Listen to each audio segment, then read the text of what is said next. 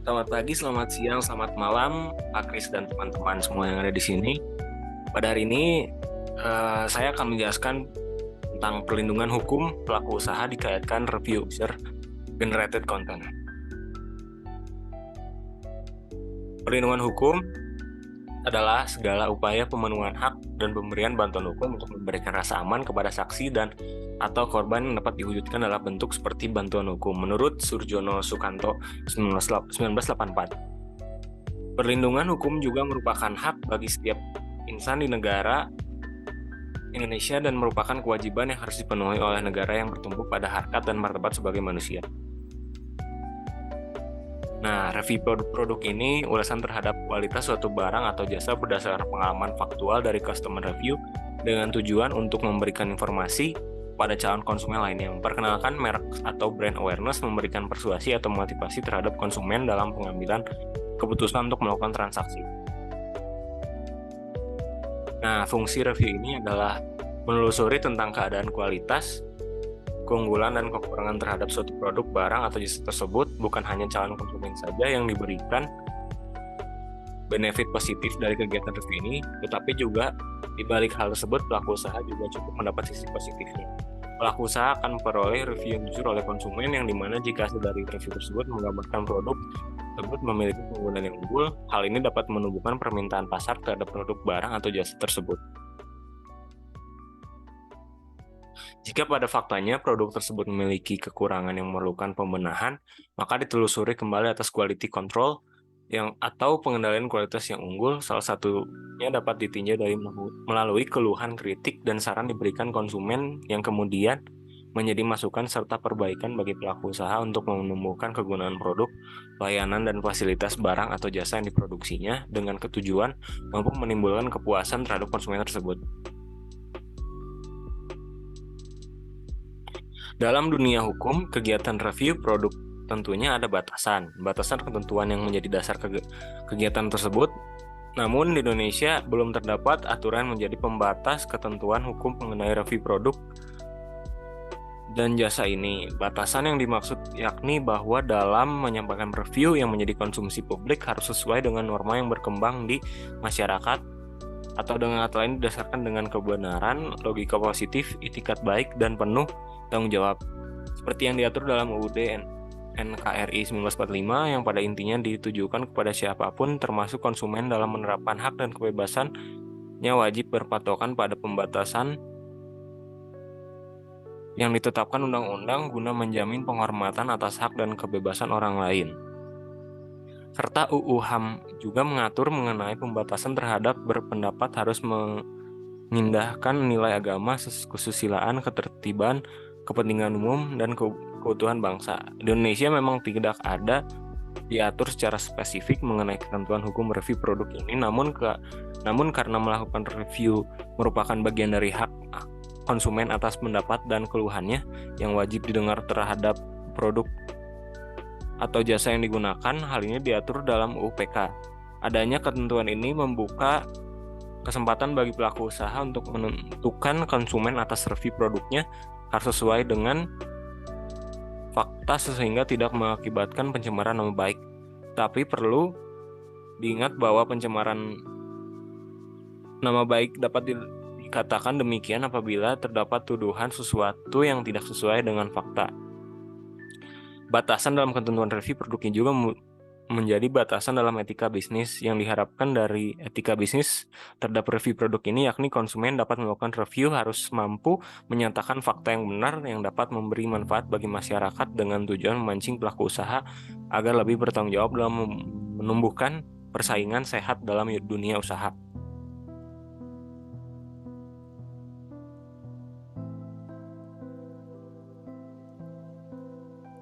Selanjutnya mengenai proteksi secara hukum yang dialokasikan terhadap hak konsumen dalam menyampaikan pendapat saat melakukan review pemakaian suatu produk, barang, atau jasa di media sosial diatur dalam UU PK, yakni untuk mendapatkan informasi yang sesuai fakta, jelas, dan benar terkait keadaan dan jaminan barang atau jasa. Dari kegiatan review ini, penyaluran informasi kepada masyarakat lainnya adalah hal yang utama. Hal ini bertujuan agar didapatnya gambaran yang faktual oleh konsumen terhadap suatu produk guna mengurangi terjadinya kerugian yang disebabkan baik dari keadaan, kualitas maupun pemakaian barang atau jasa dan tidak terjebak pada kondisi yang berdampak tidak baik yang mungkin dapat terjadi. UUPK tidak membatasi apabila selain pelaku usaha, konsumen juga bisa memberikan informasi secara utuh dengan masyarakat lain. Tentu saja dengan berdasarkan pada kebenaran informasi produk, aturan hukum yang berlaku yang dilaksanakan untuk kepentingan umum, tidak menjatuhkan suatu pihak, serta hak konsumen untuk didengar pendapat dan keluhannya atas pemakaian barang atau jasa. Dalam UUPK juga ditemukan yakni Lembaga Perlindungan Konsumen Swadaya Masyarakat memiliki tugas membantu menerima keluhan atau aduan konsumen, tetapi dapat bekerja secara maksimal apabila menimbulkan kerugian material. Jika melihat atas keluhan dan kerugian material yang tidak berat, tak efisien jika harus menyampaikan hal tersebut kepada LPKSM. Beberapa konsumen yang menetapkan pikiran untuk memberikan pengalaman pemakaian atas produk, barang, jasa atau di media sosial untuk dapat diketahui dan menarik perhatian publik secara tepat dan cepat juga. Nah, selanjutnya masuk ke dalam tanggung jawab pelaku usaha terhadap review suatu produk di media sosial. Tanggung jawab yaitu kondisi yang mengharuskan untuk menanggung segala sesuatu apabila terjadi sesuatu, boleh dituntut, dipersalahkan, diperkarakan, dan sebagainya. Tanggung jawab pelaku usaha tersebut adalah komponen dari kewajiban yang mengikat kegiatan mereka dalam berupaya yang disebut dengan istilah produk liability. Produk liability ini adalah suatu tanggung jawab secara hukum dari seorang ataupun badan yang menghasilkan suatu produk. Secara hukum dari seseorang atau badan yang menghasilkan suatu produk, dari seseorang atau badan suatu produk atau mendistribusikan produk tersebut.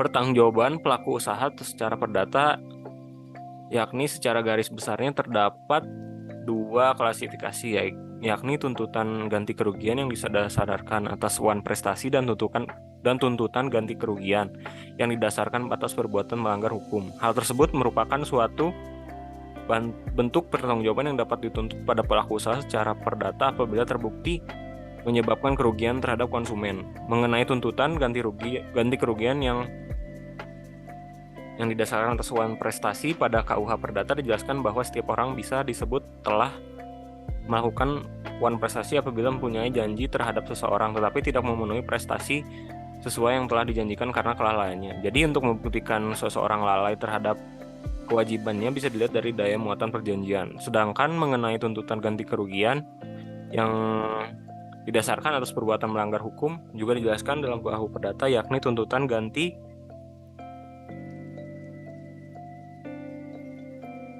kerugian yang disyaratkan atas perbuatan antara pelaku usaha serta konsumen sehingga tuntutan ganti kerugian dapat dijatuhkan oleh semua pihak yang mengalami kerugian walaupun tidak pernah terdapat ikatan perjanjian antara pelaku usaha dengan konsumen. Atas hal tersebut, pihak ketiga juga tersebut menuntut ganti kerugian yang didasarkan atas perbuatan melanggar hukum.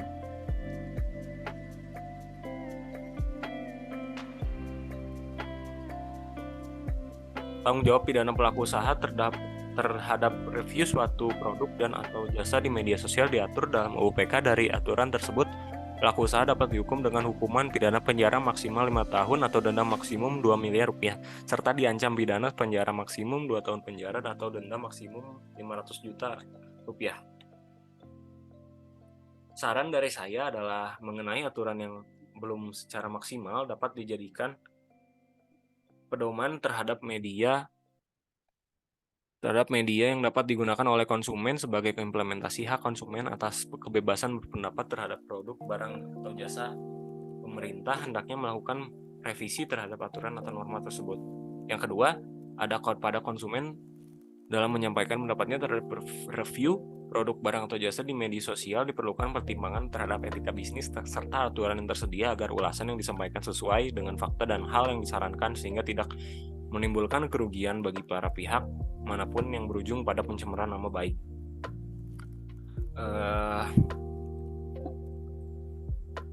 Serta diharapkan juga kepada aparat penegak hukum untuk lebih teliti dalam memperhatikan apakah kerugian yang ditimbulkan terjumus ke atas pencemaran nama baik atau tidak terhadap pelaku usaha, serta apakah memenuhi unsur suatu perbuatan yang melanggar hukum. Hal ini sangat perlu untuk teliti guna meminimalisir suatu tumpuan atas kepentingan pelaku usaha yang merugikan konsumen. Ya, dan terima kasih presentasi dari saya. Sekian.